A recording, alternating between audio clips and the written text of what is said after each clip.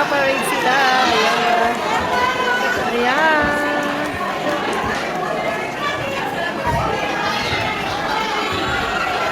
Yes.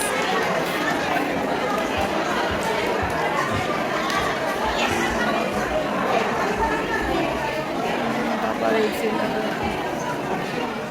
Oh, so nice.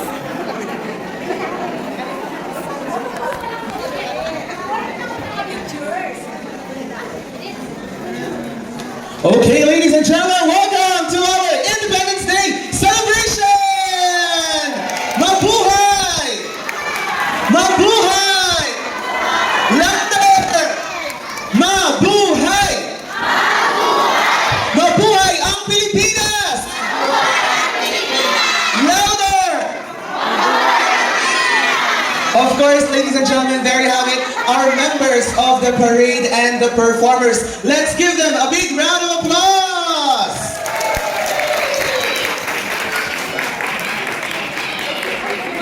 Of course, we would like to acknowledge our tribal men, Papi and Kuya Tata, the big flag bearer, Eric, the members of the ICYA dancers, the Mabuhay banner held by Carla and Renzo, the Kasarinlan banner held by Crisel and Rion, the representatives of FES, the representatives of Pamana Kultura dancers, the beautiful members of Sakai dancers, and of course, selected guests, sponsors, and store representatives. My name is James Mercado, and tonight we will have so much fun! Mabuhay!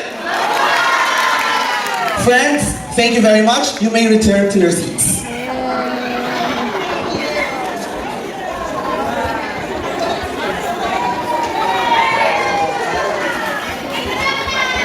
3, 2, 1, go! Let's go! Okay, good job. Alas na lang ko. What's your name? I'm Jerry from Philippines. From Philippines, what's your name? My name is Sam from India. Yeah, namaste. Please, My name is Marlene. Miss Marley, yes, and Christine. Christine. Are you ready? Yes. You want to speak Tagalog or English? Tagalog lang. Okay. Practice mo na tayo ng mabuhay. In 3, 2, 1, go! Mabuhay! Okay, medyo malabo pero kanina pa. Magbigay ng lugar sa Pilipinas. 3, 2, 1, go! Cavite. Hindi ko na nakabot. Nakabot po sa MRT. Okay, maraming salamat. Maraming ganda naman sa inyo po. Okay. Next. Affairs on the occasion of Kalayaan 2024. Ang sabi niya, on behalf of the women and men of the Department of Foreign Affairs and the Philippine Foreign Service, I wish to greet all Filipinos overseas on the occasion of the 126th anniversary of the proclamation of our country's independence. Secondly, as we commemorate the birth of our republic, let us dwell on the theme of this year's anniversary. What's the theme? Kalayaan, that's freedom. Kinabukasan, that's the future. Kasaysayan, that's the past and our history. These 3 words encapsulate the importance of honoring the sacrifice of our forebears that they endured in their struggle for self-determination. These 3 words are a call for us to safeguard the gains of their victory in 1896, which allows us to enjoy the fruits of freedom and democracy. Ano po ibig sabihin nito? Sisimplihan ko po, bakit natin to? Why are we celebrating this every year?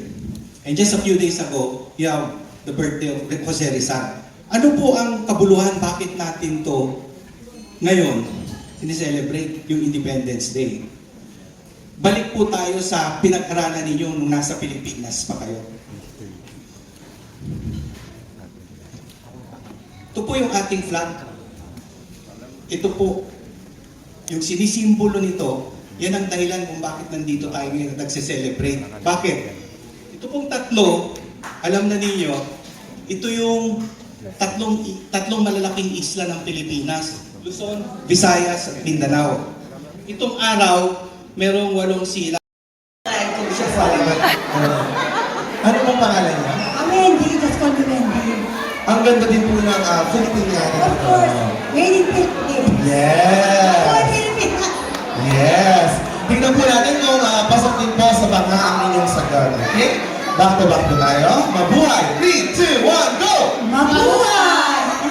Medyo may lag po ng konti Ready na po?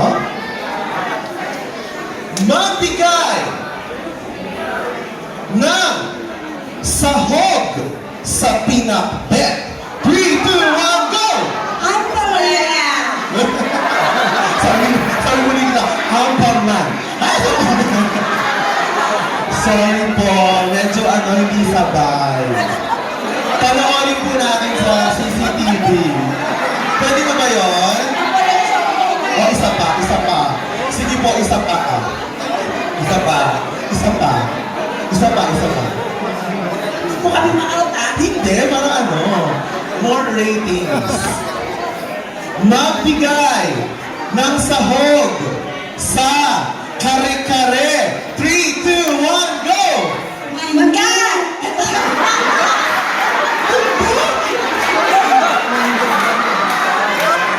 Tita, okay lang po yan. Hindi, sa ibang lugar po kasi, sa ibang lugar, meron po 126 na taon, araw ng Karinlan. Sabay-sabay tayong lahat, mga kababayan, na muli nating ipagdiwang at gunitahin ang kanilang buhay na gaan sa ating bayan upang tayo ay magkaroon ng tunay na kalayaan, simbolo ng watawat at iwagayway. Nakatayo ang bandilang, naglalarawan ng bawat kulay, ang kalayaan at tagumpay katulad ng ating Panginoon Jesucristo, na minsan inalay ang kanyang buhay sa ating lahat sa krus ng Kalbaryo upang tayong lahat ay tubusin sa lahat nating kasalanan.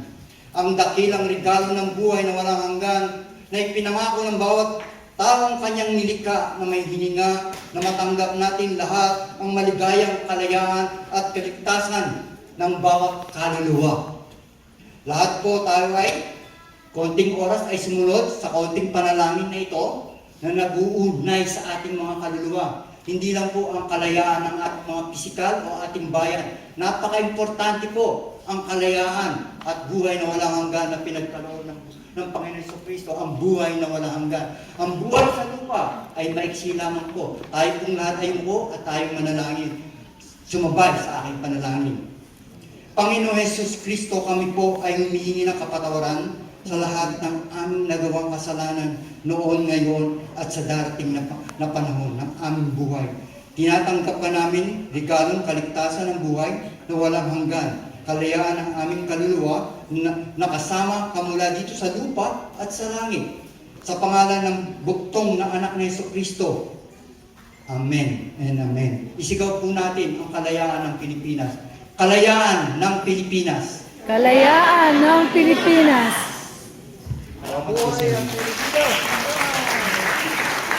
Maraming salamat po, Father Cesar and Pastor Gabriel.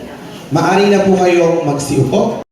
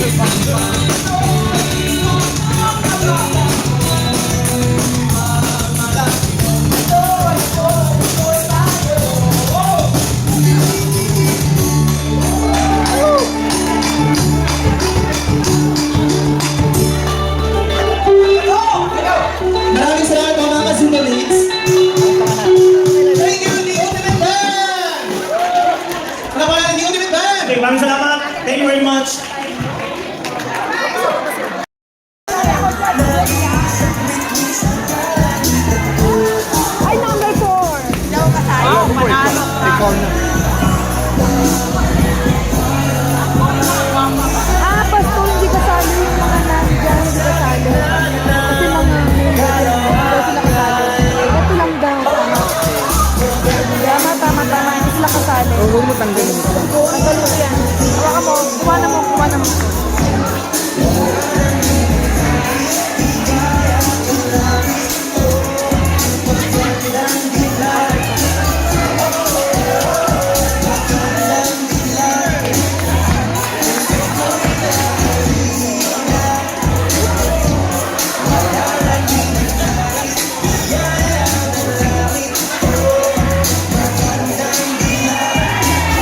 Ang gaganda ng mga Pilipina.